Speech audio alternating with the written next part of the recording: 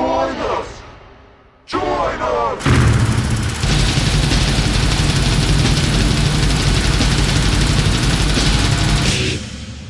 Hello, everybody on the Shadow Kvlt channel. Welcome to episode 2? Episode 2 of the Shadow Kvlt Podcast. And of course, I'm joined by, as always, Scott and Walter. What's going on, everybody? So, we decided to return 2 weeks after the infamous first episode in which we talked about arguably the worst pay-per-view in the history of WWE, WWF, King of the Ring 95, so we decided, you know what? Let's not torture ourselves with constantly doing bad shows. Let's actually, for once, talk about a really good one, and that is WWF Survivor Series 1996. Yes. Raising the bar a little bit. Yeah. A little bit. Yep.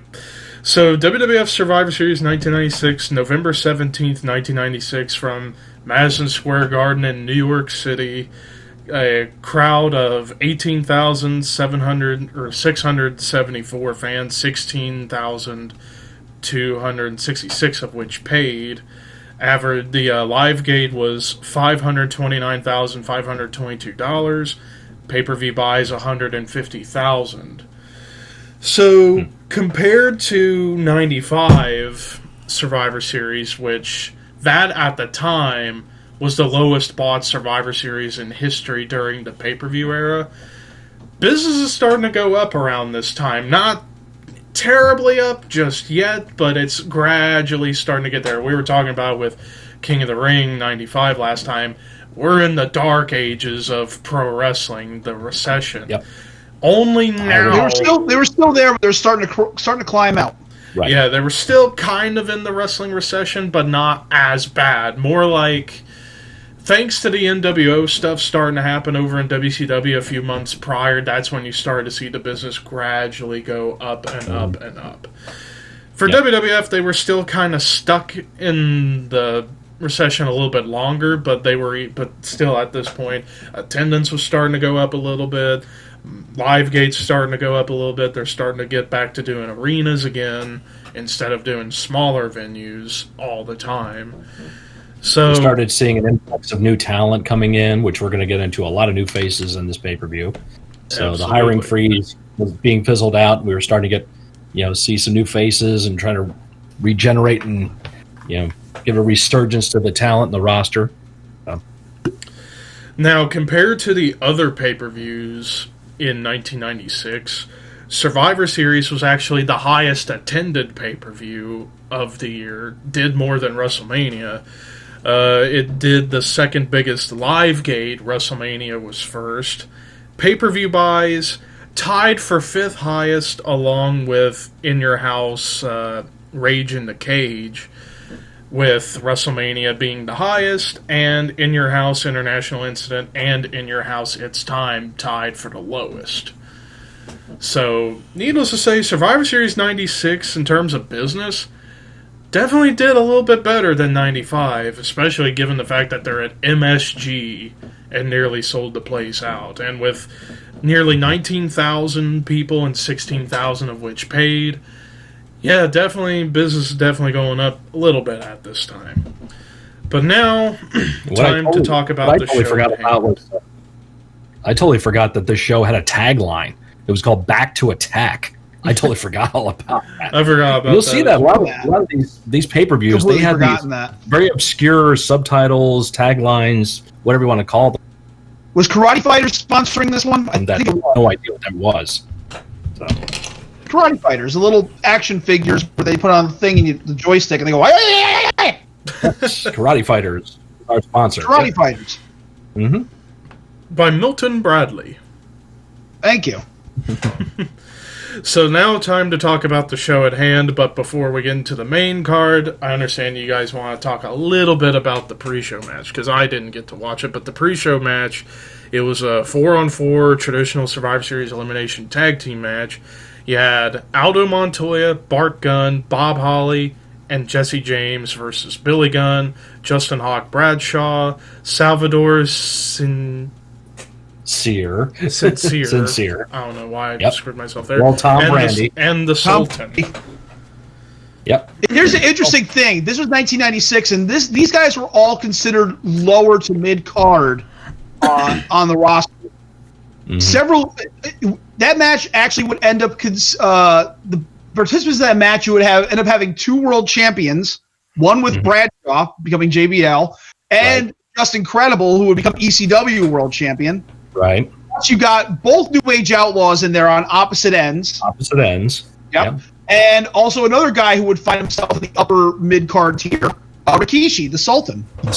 Right. And then Bob Holly, who would become Hardcore Holly.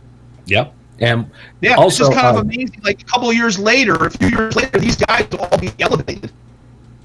And also, Bradshaw is just Hawk Bradshaw when he's introduced. That's the bumper that comes up for his name. No Justin yet. He's with Uncle Zebekiah. Dutch Mantell, who we would see so many years later with We the People. And the Iron Sheik and Bob Backlund are with the Sultan, which was quite the combination back then. Yeah. I just saw Sheik, but no, Backlund would come to the ring with the Sultan. Yeah. Right. That was the angle when they started the Sultan, was Backlund and Sheik coming together and managing their own future champion.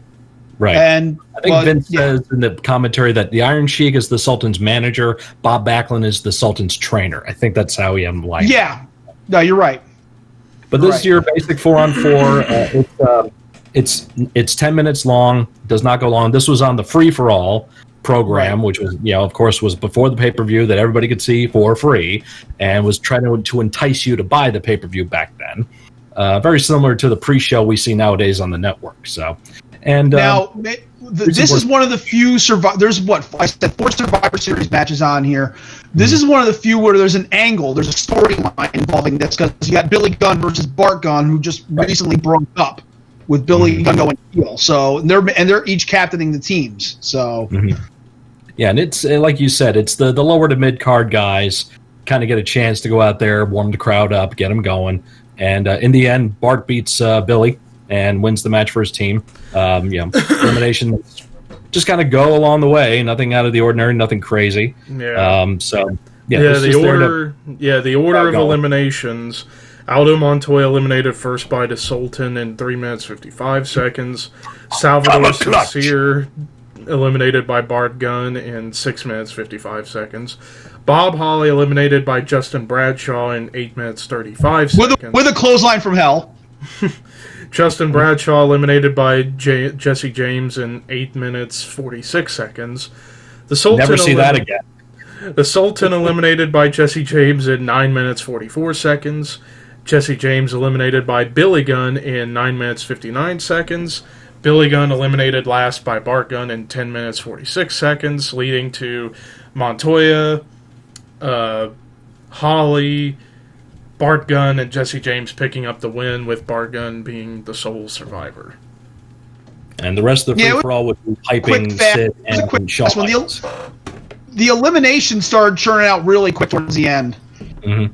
Yeah, this is the quickest Survivor match. I think it's quicker than I take it back. It's longer than the last Survivor match on the pay-per-view, which we'll get to. But it's a lot of bang, bang, bang, bang, bang, get them in, get them out, type scenario. Yeah. So now we move on to the main card, and we open the show with another 4-on-4 traditional Survivor Series elimination tag team match. You have the Godwins of Henry and Phineas Godwin, Phil LaFawn and Doug Furness with Hillbilly Jim in the corner of the team, versus Owen Hart, British Bulldog, Leif Cassidy, later Al Snow, and Marty Jannetty with Clarence Mason in their corner. Mm-hmm. And this was, I believe, the debut of Furness and LaFawn as well. So yeah. Mm-hmm. They were known in Japan as the Can-Am Express, and they had they were awesome tag team. They were a really good tag team. Over in Japan, they had some phenomenal matches, which I could give a list whenever down the road. And they were just thrown right into this match. This is their debut. Mind you, there's no angle or backstory to this this Survivor Series match. It's just 4 tag team thrown together, and yeah. Jim Cornette is with no, not Jim Cornette. Clarence Mason is with Davey Boy and Owen in this match. Right. Yeah, because Jim's going to be working with Vader later on. But Furnace and LaFon, this is their debut, and as the match goes, we'll see. This was really the match to push them up the rankings of the tag division at that time, which needed. Yeah, they were going to try to make them strong in this match. Needed something at the time. Yeah, huge. Oh, tag division was so weak back then. That was I mean, it's not that there weren't any bad tag teams. It's just there were not a lot of tag teams. This is pretty much it. What you're looking at here. Yeah, as far these as tag four division. teams were basically all you had because you had broken up the Smoking Guns at the time as well, so that didn't help matters. Yep, and the Body Donnas were done. Candido left and went to ECW by this point, and not sure what Pritchard was doing. So I think he moved on to backstage stuff. Yeah, I think it was. Yeah, I think he did. Yeah. But Candido was gone by this point. We also have classic Vince McMahon and Jim Ross on commentary, and this is around the time they tried to do the heel turn with Jim Ross. You'll find out why later on, of course. But it's interesting to hear Jim Ross go off on the Godwins and really burying them for being from Arkansas, him being from Oklahoma, that whole thing going on. And damn if I didn't want to get a Vince McMahon what a maneuver count going, and I forgot to do it because it's a lot. There was a lot of them in this one because Huge, look at the guys you had in the match. You had Furnace and LaFon, who were huge into the big high flying moves and the power moves. Furnace doing the gorilla press and LaFon doing the Hurricane Rana, and that reverse suplex he did on Leaf Cassidy. And also you got Leaf Cassidy, Al Snow, and Marty, who are all over the place with their flippity flop. Marty got hurt in this match. Yep, yeah. His leg got injured, yep. And Marty could never pull off being a heel. He just could not. No, he was so checked out at this point, I think. Yeah. I mean, Al was trying really hard to heel it up. He's definitely a workhorse in this match. Marty just was not into it.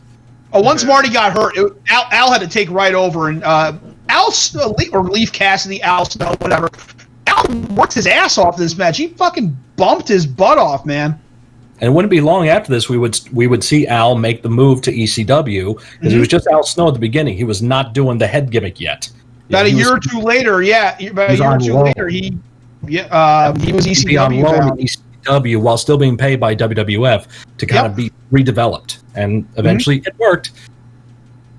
Yep. And he was starting to show a difference in his persona there. He was starting to make he was healing it up. But you also have Owen in the match. Owen does a lot of high flying things. So the what-up maneuvers were pretty much all over the place in this match. Yeah, I really wish I kept track of them. But the match starts off with some solid chain wrestling between Leif and Phil. I mean, Leif is really trying to get Phil over with his wrestling ability. It's great takedowns and reversals. Classic stuff right there. It reminded me, Walt, of all the stuff we would start learning when we started training. It was like all the basic stuff that we would just do every freaking match. Yep. But these guys were doing it so solid and so crisp. So now, this is not a super great match, but it's a good demonstration of what these guys can do in the ring. Yeah, this was a really solid opener to the show for sure. And thankfully, it's 4 tag teams combined, not like the classic 5 tag teams on each side that Walt back in when this pay-per-view was first created. Yeah, when it first started. Yes. Oh my God, even though I love that concept, and I wish they would do that nowadays, but then again, the division right now is kind of thin right now for both brands. It usually is. Mm-hmm. It's not as thin as this division was back at this time. True. Yeah. This was, like I said, this was pretty much it. This was the tag division in here. Mm-hmm. I mean, shortly after they would add the Outlaws and the Blackjacks and such, LOD but this was really it. LOD came back. Yep, LOD. Yeah. So the order of eliminations: Marty Jannetty eliminated first by Henry Godwinn in 8 minutes 12 seconds. Henry Godwinn eliminated by Owen Hart in 8 minutes 18 seconds. Bang. Phineas Godwinn eliminated by the British Bulldog in 9 minutes 4 seconds. Leaf Cassidy, a.k.a. Penis Godwinn. Naked Midian. Naked Midian. Leaf Cassidy eliminated by Phil LaFon in 13 minutes 43 seconds. With a reverse seconds. superplex. Yeah. Oh, that was awesome. Got a huge pop. I do that to Rob Van Dam in Japan. Yep. British Bulldog eliminated by Phil LaFon in 17 minutes 22 seconds. And finally, Owen Hart eliminated by Doug Furnas in 20 minutes 41 seconds to end the match as Furnas, LaFon, and the Godwins beat Owen, Bulldog, and the New Rockers in 20 minutes 41 seconds with Furnas and LaFon as the survivors. So really good opening match to kick things off for the show. Furnas is a suplex machine right at the end of that match. To so strong. He was so strong. Pops hell of an athlete. Great drop kick. Owen just barely gets over all the way. Almost dumps on his head. How about that drop kick by Doug Furnas, too? Doug Furnas had one of the best drop kicks in the business, hands down. Yeah, it's too bad they botch it up. Him and Bulldog botch it right at the beginning of the match, too. Yeah. But anybody watching, though, if you want to see more Furnas, there's a whole bunch of stuff from All Japan. This was pretty much the pinnacle for them in their WWF tenure because they got a hot shot in this match and they kind of fizzed out almost immediately. I know Furnas got into a bad car accident and got hurt. Right. Yeah, they never got the titles. They never got the titles. He had the car accident. Came back. Turned heel. Matches on like Shotgun. Yeah, on Raw. Yeah, they turned heel. They went to ECW to put Candido and Storm over. And they had some solid matches with them there. Well, they were part of that WWF like invasion thing that Rob Van Dam was doing, and Jerry Lawler would come in. So they were kind of packaged into that. And then they kind of fizzled out after that. But their All Japan stuff from the early, not prior to this, early in the 90s was stellar. Yeah, it's really amazing. Good run. Yep. Yeah. So big loss there. Big missed opportunity with that tag team. But two super talented guys, and Doug Furnas unfortunately passed away. 2005. Yeah, like a heart attack of some sorts. And from what I heard, he was a pretty square deal, clean guy. Yeah.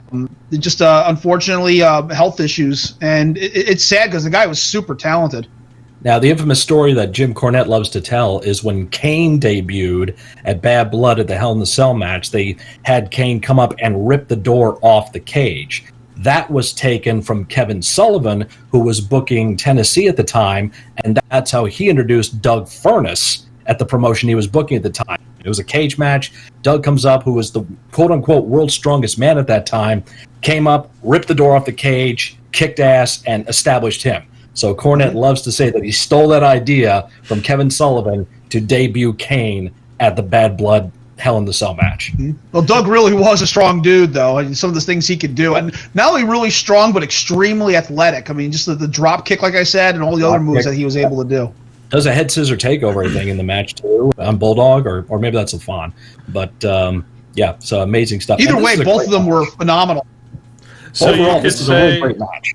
So you could say Doug Furnas was Cesaro before Cesaro was Cesaro? Maybe. I'd say that's a pretty good analogy, yeah. Yeah, because power and athleticism, yeah. Cesaro is way more technically sound than Doug Furnas was.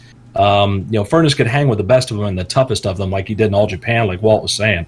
But for his time, phenomenal athlete, very strong competitor, knew how to control himself, and was very fluid in the ring. And Phil LaFon, who is also known as Dan Crawford as well, was a perfect counterpoint to his strength. So, they're both products of the Hart Dungeon. So, considering they're with Bulldog and Owen, you know what you were going to get. Exactly. So, and overall, this is a great match. Great match to open the show up. It's very exciting. Crowds into it all the time. Like when LaFon does that reverse superplex on Leif there. Vince even popped for that. Yep. And big pop of the finish, too. So, yeah, they did a great job with this one. Moving on to the second match of the night, one of the big grudge matches of the show. Undertaker versus Mankind with Paul Bearer, of course, stemming from their feud that had been going on since the night after WrestleMania. Now, full disclosure, the Undertaker-Mankind feud is my favorite feud in the history of the business because throughout, from April 1st, 1996, through to King of the Ring 1998, these two put on magic against each other. Not to mention, this was Foley's big test when he first came into WWF. They're like, okay, we're bringing you in. We're going to immediately put you up against The Undertaker, make some magic happen, and sure enough, he did. Right from the onset. That the feud with Foley or Mankind is where we started seeing Undertaker wrestling a lot more of a different, more fluent style than he was prior to that. Back then he was the sluggish monster, big man, playing up to the character. very, very stiff. Yep. Very stiff, not stiff in terms of potatoing or hitting or anything, but just like almost like Frankenstein's monster.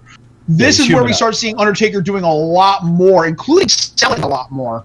Yeah, he's selling. He's he's doing dives more and stuff. He's doing more doing wrestling. He uses the cross arm breaker in this match. He's utilizing his MMA influence and his love for MMA in there. Yeah, I was going to get to that too.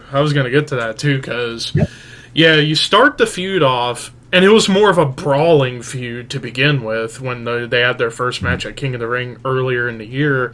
It was more of a vicious, stiff fight, and it was an awesome match that they had at King of the Ring that started the beginning of a dissension between Undertaker and Paul Bearer, because Paul Bearer accidentally hit Taker in the head with the urn. All comes to a head at SummerSlam in the classic Boiler Room Brawl, one of my favorite matches of all time. The Boiler Room Brawl, in which you would see Taker and Mankind just beat the shit out of each other.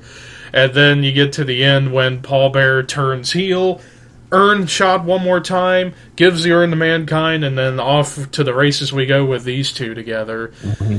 And then eventually you would see Mankind get the title shot against Shawn Michaels the next month at Mind Games, and what was a classic main event, and the feud continuing with Undertaker coming out. Leading up to the classic Buried Alive match the month prior at In Your House Buried Alive, in which that's another classic for me, in which Undertaker wins, but in the end he's the one who gets buried under a massive pile of dirt, where we get the classic lightning bolt hit the tombstone, out comes the hand. And that was the last we saw of him until this match. So we get the entrance. Undertaker coming out from the ceiling with the bat wings, and this was the beginning of my favorite era of the Undertaker that many people deem the Lord of Darkness era, from here until Rock Bottom '98, where you saw him wear all black. For the most part, the teardrop, we saw the debut of the teardrop on his face that he would wear until summer of '98. So we get to this match. Now, all their matches prior, the King of the Ring match, the Boiler Room Brawl, and the Buried Alive match, were more fights than actual wrestling matches. Here was more of an actual wrestling match, because as you guys point out, Taker's starting to wrestle more, sell more, being more versatile, and they played up to it. Vince and JR played up to it on commentary, that we're going to see a more aggressive and versatile Undertaker that we've ever seen, doing a drop toe hold, cross arm bar, bunch of stuff in this match. And these two put on another great match. Not their best match of the feud. Obviously, Hell in a Cell, you can't top that. But this was another great match between these two. I can't even think of a bad Undertaker McFoley match that they've ever had. I really can't. And these two go on for nearly 15 minutes, and it was, like I said, another great match in the end. And also there was the added stipulation. Paul Bearer had to be suspended above the ring in a shark cage so he couldn't interfere. Almost forgot about that. Looks like a whale cage! And I love Paul Bearer. God rest his soul. I miss him so much. William Moody. But Paul, just hearing him scream at the top was so great. Oh, yes, Mankind! My Undertaker! I love Paul Bearer so much. And then, of course, the other big stipulation, if Undertaker were to have won this match, he would get 5 minutes alone in the ring with Paul Bearer. And in the end, Undertaker beats Mankind in 14 minutes, 52 seconds, seemingly going to get his 5 minutes alone. Out comes Terry Gordy in the mask with as the executioner to ruin the fun, because we had seen him, quote-unquote, debut the month before at Buried Alive and helping to bury Undertaker alive, leading to the Armageddon Rules match at the following In Your House pay-per-view, which that match was kind of Well, unfortunately, Terry Gordy was a broken shell of his former self. Right. If we got Terry Gordy circa 1990, 91, 92, we would have had an awesome match. Yeah. Oh, yeah. Yeah, he'd had the coma situation. He had come out of it. He just wasn't the same man he was before. And I'm sure this was Michael Hayes telling Vince, give Terry a break, give him a chance. Bring him in somehow, whatever they can do. Do something. All right, throw him out, call him the Executioner, and we'll put him on the payroll and see what happens. And of course, nothing great came out. Yeah. A couple other things about this. It's really sad because it's like the last thing we remember Terry Gordy for. Yeah, yeah. It's. This is even after. Yeah. But another couple things about this match. Number one, what I love about it too, the finish comes out of nowhere. It's not set up. You don't see it coming. It's just he's in position and tombstone. 1, 2, 3, done. It's really finish. That good. And the crowd nails. The crowd pops for it huge. They do everything they need to do to get that reaction, and they do. I love the fact that the story Paul Bearer tells that he had done the shark cage thing above the ring many times, working in world class, USWA, Florida, various other territories, and it didn't bother him at all being at the top of the Madison Square Garden. He's like, I loved it up there. Remember, he was in the Air Force. He was a military guy in the Air Force. You can't be afraid of heights if you're in the Air Force. So he was up there and he was loving it. Get the whole bird's eye view, and they get the camera up there too. Yeah, you get a couple of shots from being in the cage with him. So he was loving it. I loved those little details that they throw in there to get that perspective and so forth. So yeah, and like you said, and this is only the second match in the card, so it tells you that, in my opinion, both Mick and Undertaker had to consciously know we're only second match. We can't go out there and do all the stuff we can do. We have to cut back a little bit. So there's a little brawling in the audience, but they bring it right back. Mick takes the back bump over the guardrail, table here and there, and all that stuff. But they don't really go crazy. It's just what it needs to be. Two pros doing what they need to do. Yep. Moving on to the next match of the card, the final match of the first half of the show, and our second 4-on-4 traditional Survivor Series elimination tag match on the main card. You have Jake the Snake Roberts, Mark Marrow, the Stalker Barry Windham, and the debut of Rocky Maivia versus Crush, Goldust, Jerry the King Lawler, and the Intercontinental Champion, Hunter Hearst Helmsley.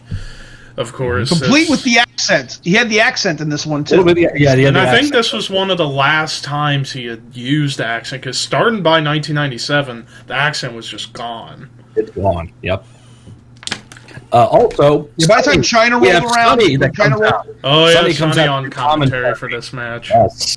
Yeah, she comes out, does commentary, and watch the clip again. When she gets to the table where Vince is, look at the guy sitting right behind Sonny in the front row. All he's doing is looking at her ass. He is just... Sonny was he doesn't break. super over at this point. Oh, yeah, super over and super crazy. Hot. Yeah. Oh, my God. After 2012, you can forget about Sonny. Yeah, a lot of people... I don't know. I'd still... We know one guy who can't forget about Sonny. Oh, we do. I know you've seen some sunny days. That's right. Uh-huh. I wouldn't throw Sonny out of bed for eating crackers today. So. No, I mean, well, back then, hell no. Oh God, absolutely. Now I don't know. I know we're kind of getting into a tangent here, but I'll just say this: I can't stand her anymore. Just after what she said about Brooke Tessmacher and her pregnancy, I've just been like, you know what, screw you. Even if you offered to have sex with me, I would not. I would rather have someone better than you, so fuck off. Because, like, the way she disrespected Brooke Tessmacher over her pregnancy was fucking bullshit. I hated that. Yeah, and right. You know, and Tammy is she's just an attention-grabbing person, and she needs to be in the spotlight. Whether she's got to lie, cheat, and steal to get there, she doesn't care. You know, it's just feeding that ego. And she has, you know, she goes through how many rehabs and arrests and... Yeah, and she had just been released from prison earlier in the year. I mean, you can wish her the best to try to clean her frickin' act up, but sometimes you just got to let it go. And I think that's what a lot of people are doing with her nowadays. Yeah. Still hit it. Like, I don't even I have no think shame. about her really much It's a shame. anymore. It is a shame. And We it wish is you a get- shame because it's like people often said at the time, "Oh, Sable was the hottest thing." I would have said at the time, "Nah, Sunny was." I felt Sable at this point, which by the way, Sable was in this match. She's with Mark at this point. Sable. This is before Sable broke out huge. yeah, Right. About less than a year before that. Yeah. Yep. Yeah. And Mark And I Mero love was still, and Mark Mero at the time was still over with the fans at the time because he was still a babyface. Yeah, and I love the it digs worked. Sunny is getting on Sable on the commentary because she's really shooting. Yeah, because they hated each other. But yeah, you find out, they did not like each other. There's a Yeah. lot I of heat remember there. watching this match with my dad. He still kept calling Mark Mero Johnny B. Bad. Whoa, what He still could have calls been? Mark Mero Johnny B. Bad. What could have been had WCW not trademarked the character? Could you imagine Johnny B. Bad in WWF? Would have been Yeah. amazing, but we got what we got. Yep. But we get to So this anyway. match. So this match, not as good as the first match, but still a serviceable Survivor Series match, I would say. The order of eliminations were as followed. Jerry the King Lawler eliminated by Jake Roberts in 10 minutes, 1 second. I forgot to mention, of course, with Roberts in this match, with Lawler continuing their feud from SummerSlam, where Jerry Lawler brought up his real-life alcoholism in an angle, which started... Roberts was a substitute. Roberts was a substitute in this match. Yeah, Mark Henry was- I think Mark Henry, because Mark Henry, he had just debuted 2 months prior, and and it's like, it's a shame with Mark Henry. Like, first half of his run, mostly spent injured, and it's a shame. Yeah. And And when he came back, they put him right in the nation. Yep. So, Jerry Lawler eliminated by Jake Roberts in 10 minutes, 1 second. The first elimination. Barry Windham eliminated second by Goldust in 12 minutes, 44 seconds. Hunter Hearst Helmsley eliminated third, which was a bit odd, by Mark Mero in 19 minutes, 20 seconds. Mark Mero eliminated fourth by Crush in 20 minutes, 36 seconds. Jake the Snake Roberts eliminated by Crush fifth in 20 minutes, 54 seconds. Crush eliminated by Rocky Maivia in 23 minutes, 12 seconds. And then finally, Goldust eliminated last by Rocky Maivia in 23 minutes, 44 seconds. So in the end, Rocky, Roberts, Mero, and Windham win the match with Maivia as the sole survivor. And Rocky Good Maivia showing. going up Good shoulder showing for breaker. him. Shoulder breaker match, a move you don't see no more. Not as Yeah. a finisher. Nope. A lot of different Did you times. see the way Barry Windham was dressed? It was like he forgot his gear or something. Yeah, gets he to wear forgot the his face WWF paint. T-shirt. Yes. Yeah, he normally So wore the nice. face paint, but now he's got his hair all long. He's got the big mustache, and Yep. Doesn't give a shit now. Yeah. he stuck around. He stayed with the company. He didn't leave yet. Yeah, he didn't Uncle leave Walt. until, mid 98, I believe. Yep, A little yeah, later than that, I want to say. Yeah, maybe Back to later W- than that. Yeah. Yeah, He wasn't there. remember It wasn't there long. Yeah, it was 98 or 99, somewhere in that point. Yeah. But the interesting But, connections you have in this match, you have Jake, Barry, who knew each other from Florida Championship Wrestling way back. You knew Barry and Goldust, who of course knew each other in WCW. Yep. You have Alexandra York.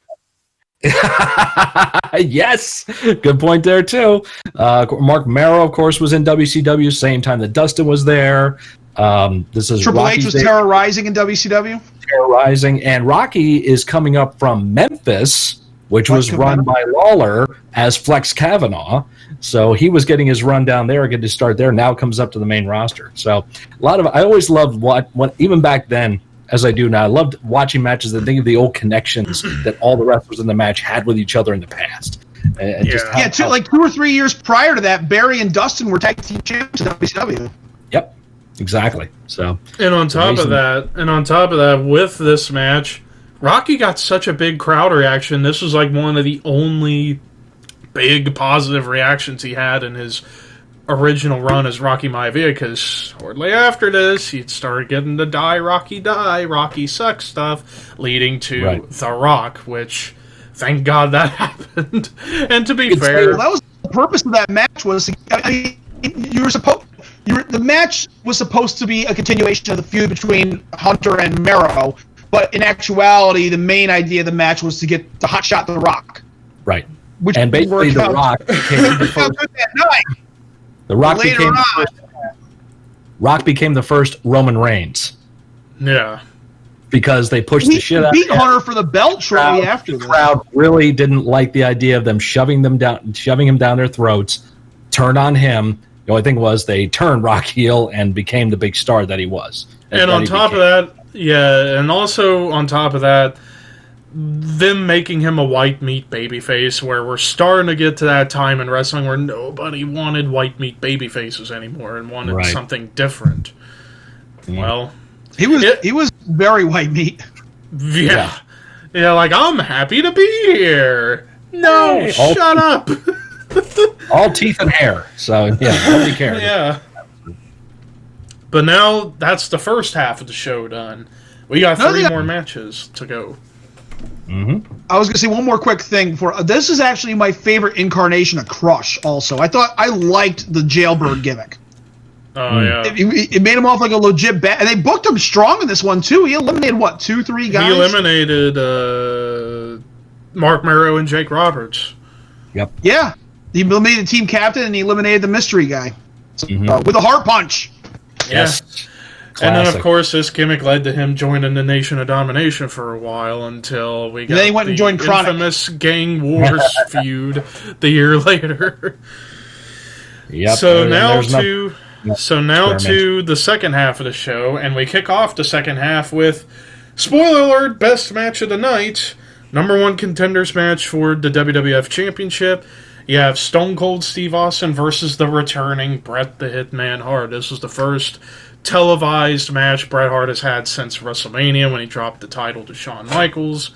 And we saw him a few weeks prior on Raw announce his opponent for his comeback to be Stone Cold Steve Austin. Said it himself, I will face the best wrestler in the WWF today. And there you go. And then, of course, Austin, turning Stone Cold back in like late April, early May, around WrestleMania time, turning to the Stone Cold character instead of that god-awful Ringmaster gimmick. Yep. And then after Ted DiBiase left to go to WCW, that's when you started to see Steve come into his own as a character. Eventually, even though he wasn't supposed to, he won the King of the Ring, and then ad-libbed the whole Austin 316 catchphrase, and off to the races we went for the push for Steve Austin. That was to come at WrestleMania. This is also 14. pre SummerSlam '97 Owen Hart breaking his neck, Austin, where he was a lot more fluent and a lot more diverse in his in-ring abilities. He did a lot more around this time. What I love about this match is the pacing of it. They really take their time. It's the longest match on the card, but you don't hear boring chants, you don't hear anything like that. The crowd stays with them from the very beginning all the way to the end when they start just establishing each other and getting the timing down. From the shoving matches they do, to the brawl, to the fighting, to the wrestling on the mat, to everything they do, the crowd stays with it. And they're up, they're down, they're up, they're down, they're up, they're down, which is exactly what you want the audience reaction to be. And being in New York City in '96 was not necessarily a guarantee you were going to get that. But you got one of the best at the time, Bret Hart, and the up-and-coming king, the soon-to-be king, Stone Cold there, colliding. And remember now, Bret asked to work with Steve. He wanted to work with him. He knew what potential he had, what kind of star he could be, and he helped make him.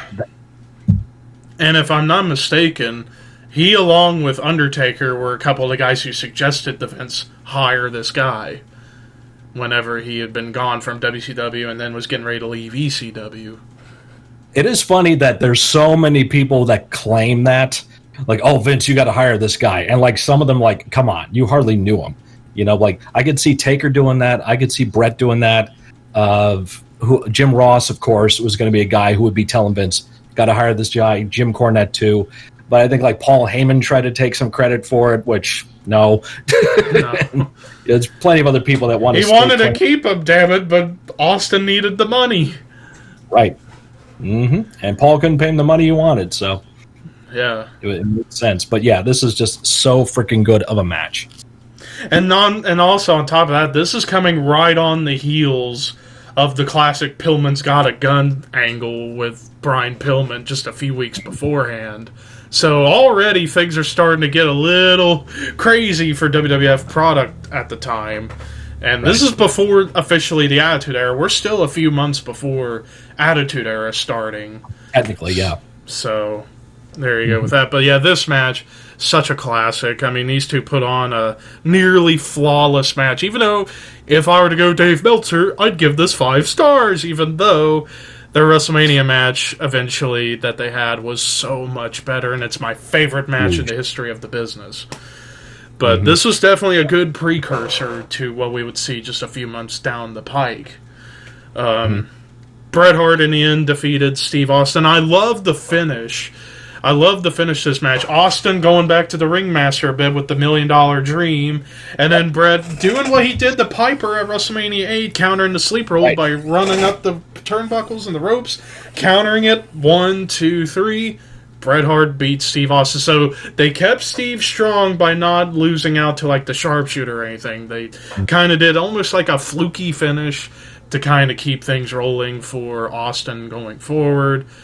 And there you go.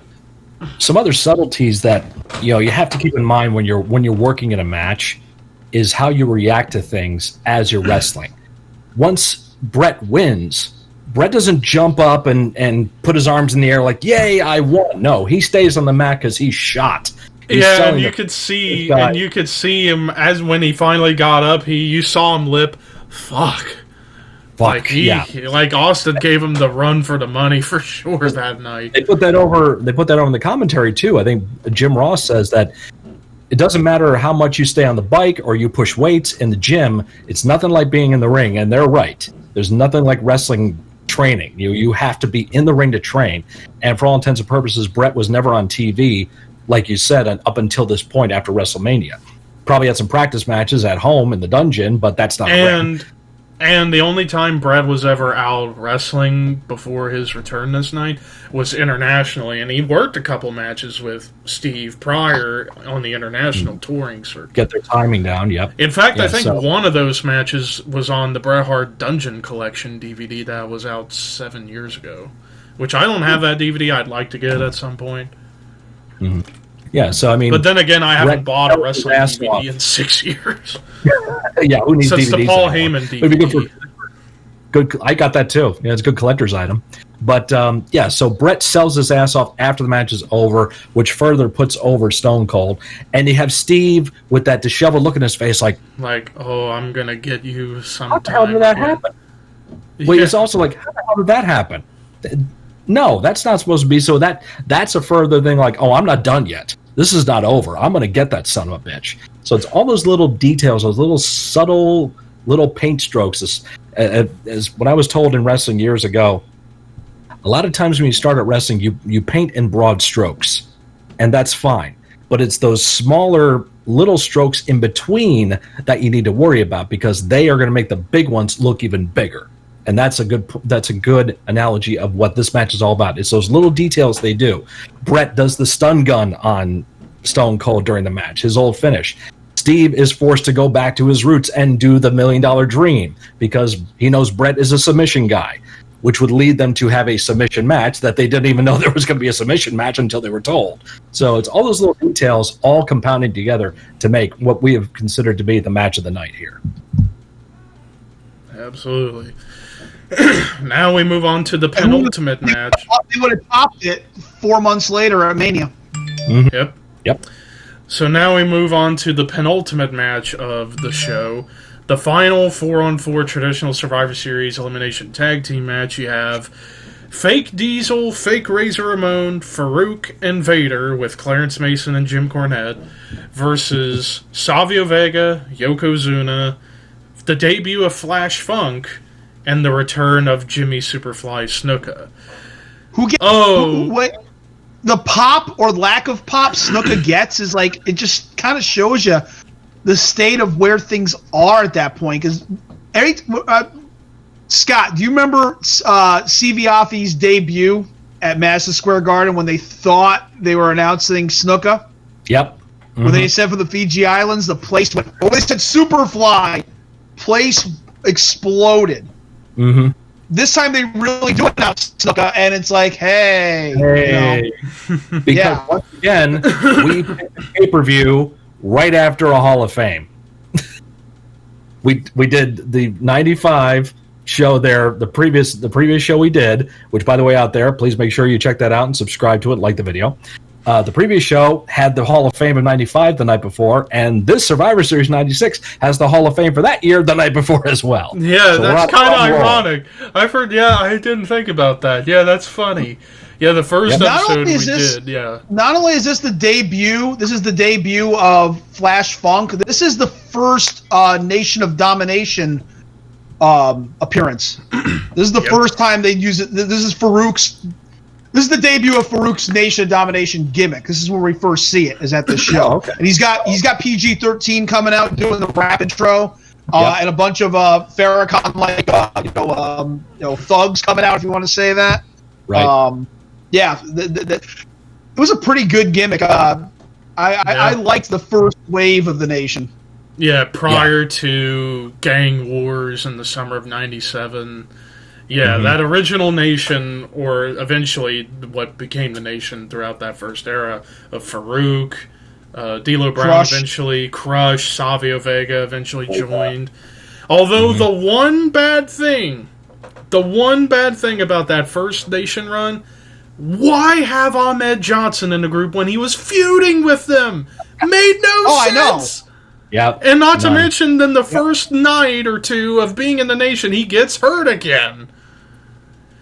And the message, I did a video about Ahmed Johnson a while back, and I'm going to say it here. Ahmed, the reason you were not pushed, you were made of fucking glass. Simple You know who as else that. was supposed to be in the Nation? You know who else was supposed to be in the Nation? Think about it. They initially wanted New Jack and Mustafa in the Nation, and New Jack was like, "No, we ain't doing this." No, and that's where I think that's where they got PG-13 instead. So yeah. From what I gather, the gangsters were supposed to be part of the Nation, but that would have been. It wouldn't have worked. It would not. No, God. No. Because I'm sorry, they're not going to go from having brawls with the Dudley Boys and ECW to have to do headlock, send off, tackle, drop down, hip toss with Davey Boy and Owen Hart. That can't work. Yeah, and New Jack wasn't all about that. No. Yeah. So it was not going to work out there. But he made the right. Yeah. This, like you said, this is the debut of the Nation, whole setup there, and the debut of Flash Funk, and then a couple other big notes. Debut of Fake Razor and Fake Diesel on pay-per-view, and good God, this was such a disaster. It's like, Vince, what? I get you were butthurt that Nash and Hall went to WCW and that you own the characters Diesel and Razor. They were not called that in WCW, for fuck's sake, so what was the point of doing this? Plus, did you really think this was going to work when wrestling fans are not the dumbest people out there? I mean, some of them are, but not all. Yeah. They're going to know immediately. Like, what is wrong with you? Oh my God! I mean, granted, the one positive out of that, we got Glenn Jacobs eventually as Kane less than a year later. Right. That is it. This is Glenn's second incarnation, I should say, in the WWF. Yeah. Fake Diesel. Rick Bogner, rest in peace, also known as Big Titan. He would be called in to be the fake Razor. And the infamous story that Jim Cornette tells, he was to watch videos of Hall and Nash and tell Bogner and Jacobs how to be Hall and Nash. And that's where he got the 5 moves of doom for Kevin Nash. Swisher. Snake Eyes. I finally found out what a squisher was. And then as Kevin Nash watches that interview, he's like, what about Side Slam? Side Slam. A squisher is what Big Boss Man did, where he dropped That's the squisher. Oh, okay. That's a squisher. Gotcha. All right. Yeah, so you get that. But yeah, so now that tangent's done and over with. And then the final notable thing about this match, this was the final pay-per-view appearance in the WWF for Yokozuna. Yeah, he was massive at this time. He did nothing in the match. No. Other than one botched rock bottom on Vader. That was it. This was a throwaway match. This was just basically to cool the fans down to get ready for the main event. And to be fair, I mean, when you have all these people, like, couple of bad gimmicks, primarily the fucking fake Razor, fake Diesel shit, an underwhelming return of Snuka. I mean, the only good thing about this match was seeing Flash Funk do his crazy moonsault. That was really, really cool. Other than that, fuck this match, honestly. And besides, it doesn't help that the finish was stupid. Well, first, order of eliminations. Savio Vega eliminated first by Fake Diesel in 8 minutes 39 seconds. Fake Razor Ramon eliminated second by Jimmy Snuka in 9 minutes 28 seconds. But then, immediately after that, you saw Fake Diesel come in with a chair, and then all hell breaks loose, and everybody's disqualified. Back with the chair. Savio comes back with a chair, too, and the match gets thrown out. Yeah. Well, here's the thing. They disqualified everything. That's the second worst finish in Survivor Series history. The first worst finish was 91 with Flair's team and Piper's team, where they decided to disqualify everybody except for Ric Flair, because he wasn't fighting. Yeah, this is so dumb. Why? Except for one man!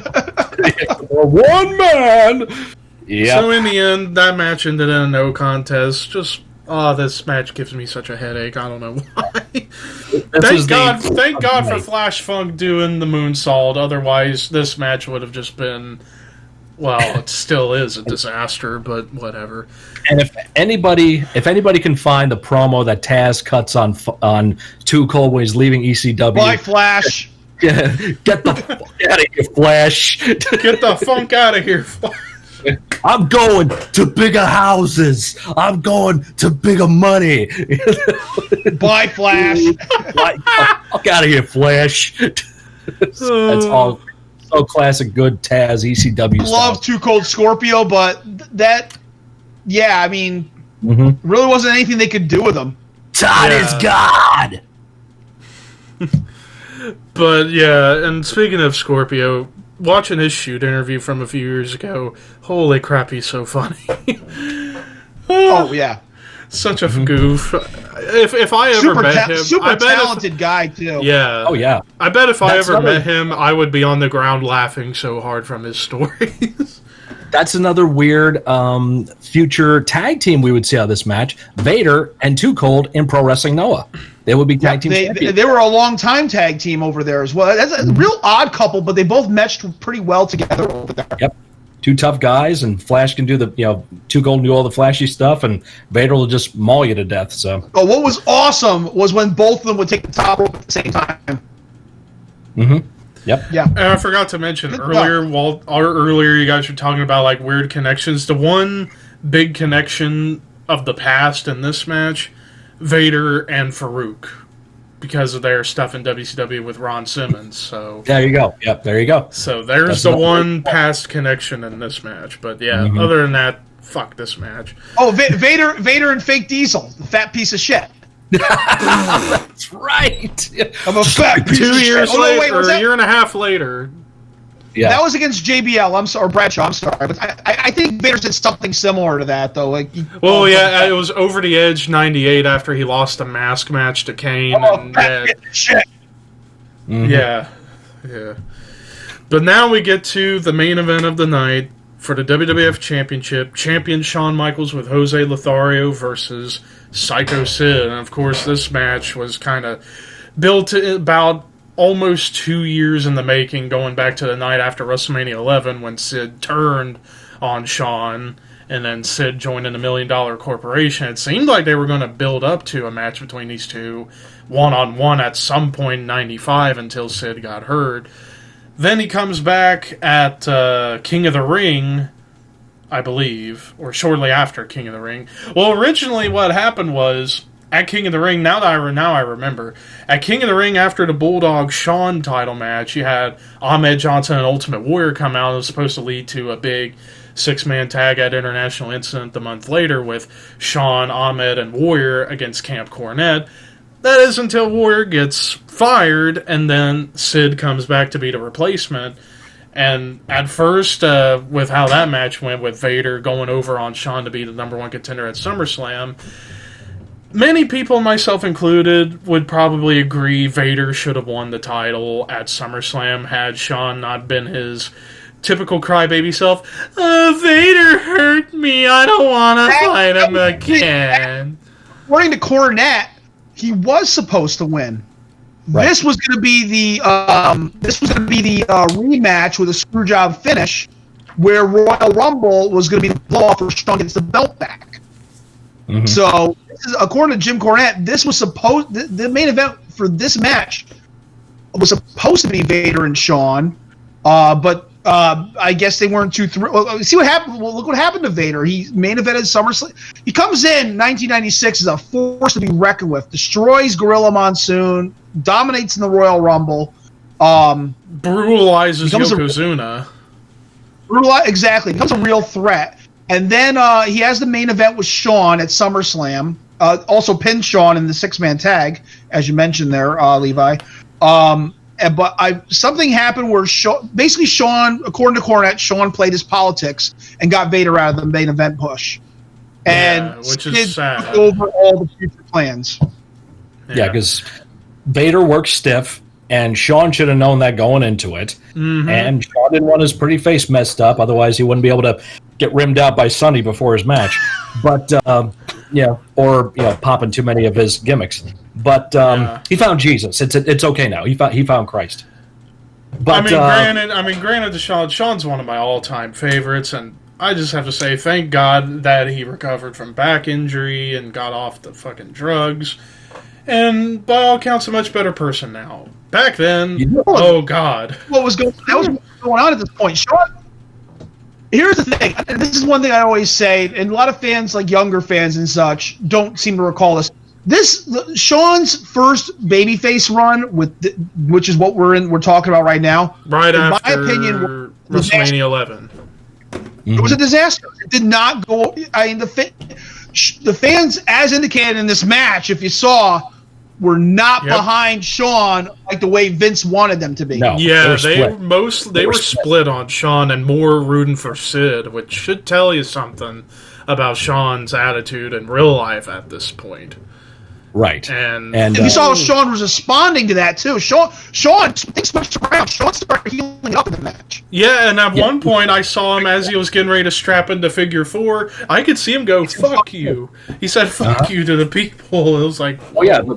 I think, I do have to credit Shawn for being one of the best workers ever in the business. Because no doubt. Because you don't hear the phrase great match with Sid very often. Exactly. And Shawn pulls out an amazing match with Sid in this match. And Sid is there. Sid is there to feed him and be there for all the spots and everything, and does a good job of taking his time. One thing about Sid that is a lost art, I really have to give Sid credit for this, is that timing factor. He really takes the time to get that look at the crowd and just being able to turn his head and get that reaction. He just gets that reaction, and he can use that, to set up his timing to get to the next move or whatever. So at that time, he was doing great work with Shawn, and got to give Shawn a lot of credit for really getting Sid over in this match. I love the commentary from JR in this match. He does a great job on it. And we'll get to the details of the match. I don't want to get too far ahead here. Yeah, and it's like with Sid, we didn't really get to see, it's like character-wise, he did a lot in the business, but in-ring, I don't think he ever reached his full potential because of setbacks. Whether it be injuries, personal problems, or in one case, him and Arn Anderson nearly killing each other in a stabbing incident. Mm-hmm. Over scissors in 1993 in WCW. So I feel if it weren't for injuries, setbacks, and random releases, he could have been one of the greatest big men in the history of the business. Like, he was a decent enough worker to work well with the guys he was going to work with, but we didn't get to see him at his full potency against people, especially in like WCW, against guys in '93 like Flair, Sting, Davey, and all the guys in the company at that point in time. We almost got it against Vader. Had it not been for the stabbing incident, we would have probably seen Sid beat Vader in what was Vader's best year of his career, take the belt off him, and then we all know, we talked about it just now, but I feel Sid never quite reached his full potential, but this, in no doubt, was probably Sid's best match of his whole career. This was an amazing main event.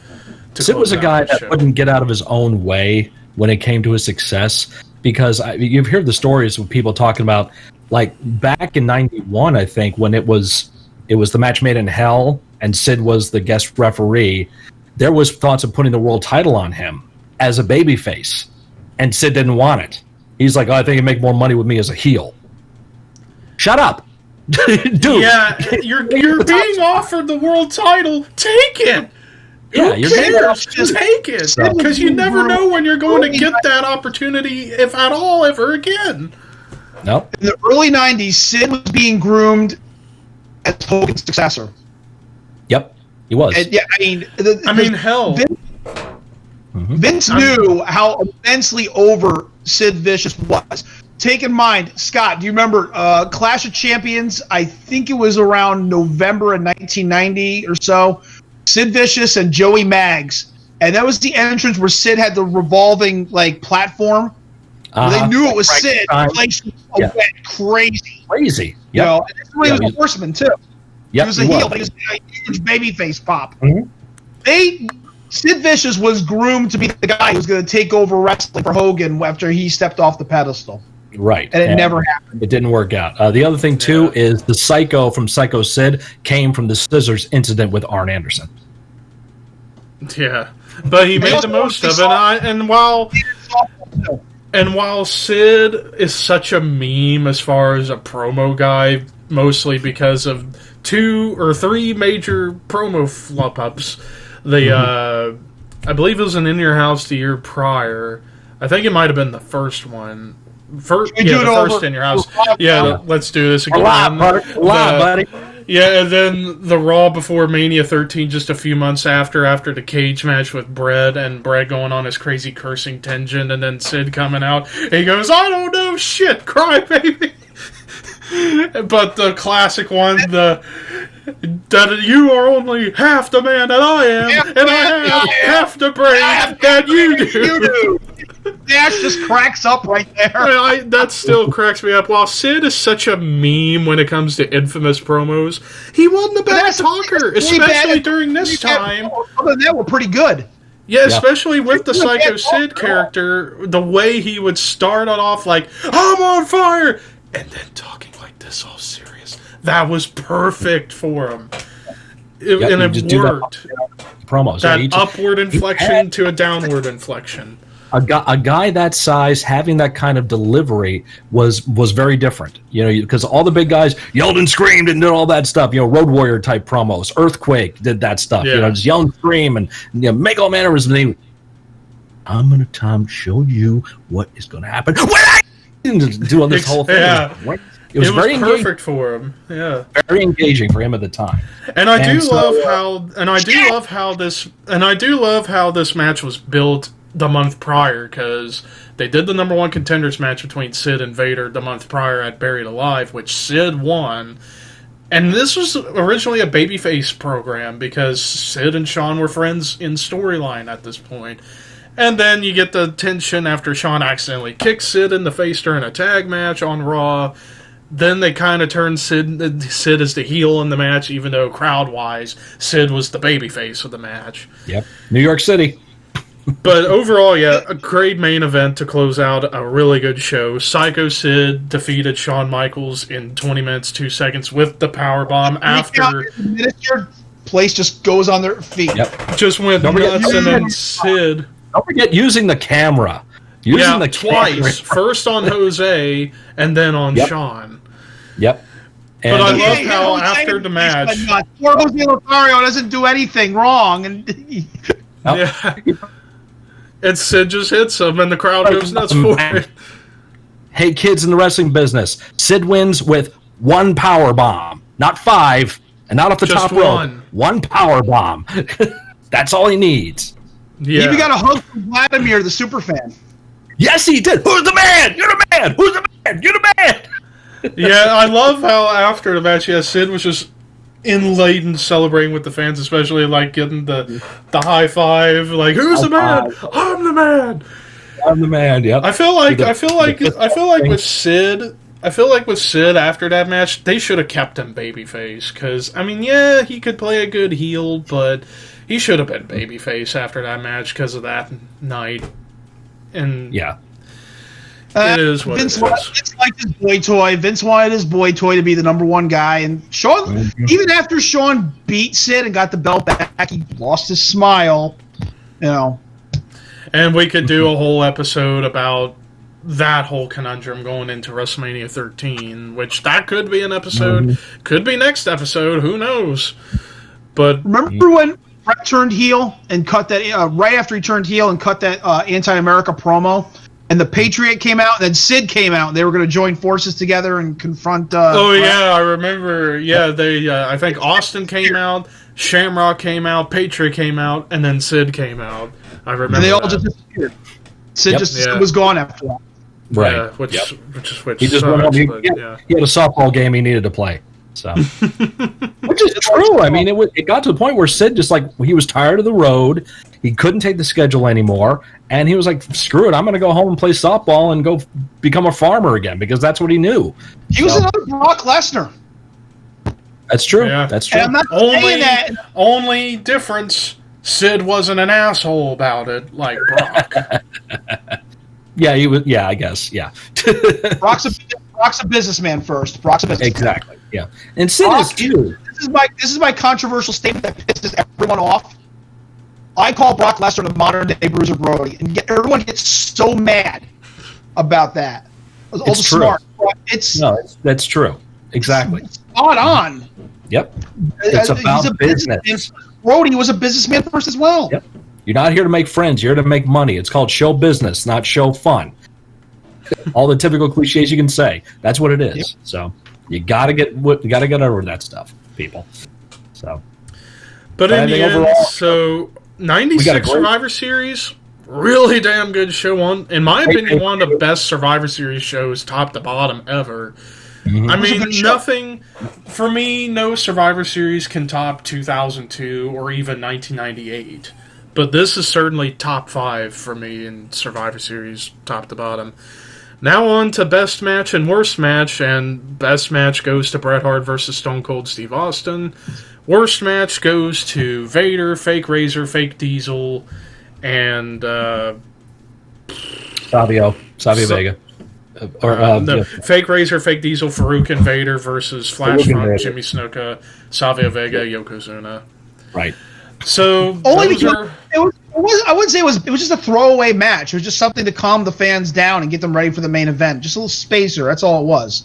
Yeah, and that Yeah. tells you what kind of how good the show is if that is what we deem as the worst match, because that was its point. That was the business of the match, was to bring everybody down and get them ready for the main event. So if we're calling that the And worst that match, was a common theme right in to do. WWE. That was a common theme in WWE, especially the older events. If you look at like WrestleMania, like the WrestleMania 3, what was the match before Hogan and Andre? it was Volkov and Sheik against the Killer Bees. Exactly, a cool-down match with Duggan doing the run-in. WrestleMania 7, I believe, was the Mountie and Tito Santana before Slaughter and Hogan. Just just get the fans calmed down and set and ready before the main event. Yep. So yeah. So yeah, top to bottom, the opening match with Furnace and LaFon's debut was really good. Taker Mankind, another great match in their classic feud. Debut of The Rock, strong despite the match not being as good, but it was serviceable. Good, Bret and yeah. Austin, classic. The following match is what it is. And Sid and Shawn was a great match to close out the show. If I were to, I don't typically do letter grades for pay-per-views, but if I were to grade Survivor Series 96, I'd give it a A- to a B+. Really, really good show. And another classic Madison Square Garden show. I don't think there's really been a bad MSG show in WWE history, I don't think. So, well, we can go back to the pay-per-view, yeah, but we can go back to the old Madison Square Garden house shows that they had on the MSG network, because there were some bad though. Those were fun. Some of them were great. Some of them were great. I mean, one of the best is the one right before WrestleMania 3 with that 6-man elimination. Piper, so good. So good. Adonis, Macho Man, and Harley Race, one of my favorites. That's the Madison Square Garden debut of Demolition, by the way, which was at that point Axe and Smash. Randy Kolke was out of it at that point. But I had that match on tape, and the tape got ruined. Man, that pissed me off. What an MSG, because that was Piper's last show before leaving at the Garden. What a send-off. It was great. Piper to go on Savage, and Yeah, and only Piper can't lose in his last match in MSG. He's got to go. Yeah. Not speaking ill of the dead. That's just business. It's all business. Speaking of business, make sure you subscribe to the Shadow Cult. Make sure you subscribe to it and share it. Like this video. Do all that fun stuff, because we're cool, and you're cool too. We love you. Not that much, but we love you. So for our next episode, for the next show that we'll review, I guess I can go ahead and say it. Next show we'll be touching on, we're going to be going into another Big Four classic, Royal Rumble 1997. From the Astrodome. From the Astrodome, just 2 months after this. Mm-hmm. Nice. So, next episode, depending on, because we're thinking about starting to do this show weekly now, so it might be next week when we do it, so keep an eye out for it next week for Royal Rumble 97. But until then... well, hold on, before we send off, we always have to make sure we plug our stuff. So... I forgot. You people out there watching this, make sure you find us all on our social medias. Let us know if you have a pay-per-view you'd like to hear our review of. You can find me on Twitter at Mr. Scott Reacts. You can also find my YouTube channel, Mr. Scott Reacts, as well. Subscribe there too. And then you can go follow Walter at your Walt Ball on Twitter. And then, of course... _Walt_Ball. That's right. On Instagram, yes.